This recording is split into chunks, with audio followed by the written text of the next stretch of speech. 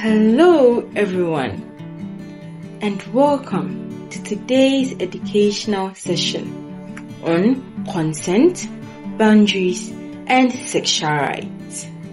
I am Keziah Adoma Acquah, your facilitator for this session. As young adults, relationships become more complex, emotionally, socially, and physically. Yet, many young people still struggle to define consent clearly, to recognize pressure, or to confidently set boundaries. This model is about clarity, respect, and personal responsibility in all forms of relationships. Our goal is simple yet powerful: to empower young people to understand consent, to recognize pressure and abuse, and also to confidently assert personal boundaries in all relationships. Now, what is consent? Consent means a clear, voluntary, and informed agreement to participate in an activity. It must be given freely, without pressure, fear, manipulation, or expectation. Consent is not silence, hesitation, giving in under pressure, or driven by fear. And most importantly, consent should never be assumed. If someone does not clearly say yes, verbally, or through unmistakable actions, assume no and stop. So now, what characterizes consent? Consent is ongoing. Consent is not permanent. Agreeing to one thing does not mean agreeing forever. Consent can be withdrawn anytime, and changing your mind does not mean dishonesty or betrayal. Changing your mind is your right. Consent is specific. Consent to one thing does not mean consent to another thing. Consent to holding hands does not mean consent to kissing. Every step requires its own permission. Consent applies to everyone. Consent applies to everyone regardless of gender. Boys and young men should have the right to say no. They should not be pressured by stereotypes, expectations, or assumptions. Consent must always be informed. A person can only agree to something when they fully understand what it entails. Anything less is not consent. Did you know at times you give consent simply because you are being pressured or manipulated? Yes, not all pressure looks violent.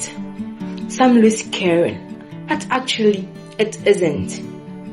Coercion happens when consent is being influenced by guilt, emotional manipulation, threat, or fear of losing someone. It may come in the form of repeated asking after you've already said no, threat or silence or withdrawal, guilt tripping. If you feel pressured, uncomfortable, or trapped, that means you're not truly consenting. Another important thing is learning how to say no without guilt. A lot of young people are unable to say no, not because they are unsure, but simply because they fear disappointing others. But remember, consent is not a regulation. You do not owe expectations, you do not owe access, and most importantly, you do not owe sacrifices. The more someone pushes after you've said no, the clearer it becomes that they do not respect you nor your choices. Now let's get to understand what boundaries mean. Boundaries are the limits you set to protect your physical, emotional, and social well-being. They are simply defined as what you are comfortable and what you are not comfortable with. Boundaries can be about emotional closeness, physical touch, privacy, space, time. Healthy relationships respect boundaries. Most often, society teaches us that a good partner always says yes, and saying no makes you weak or even selfish. But a respectful partner would always respect your boundary without anger or even without persuasion. Boundaries are not rejection. They are acts of self-respect.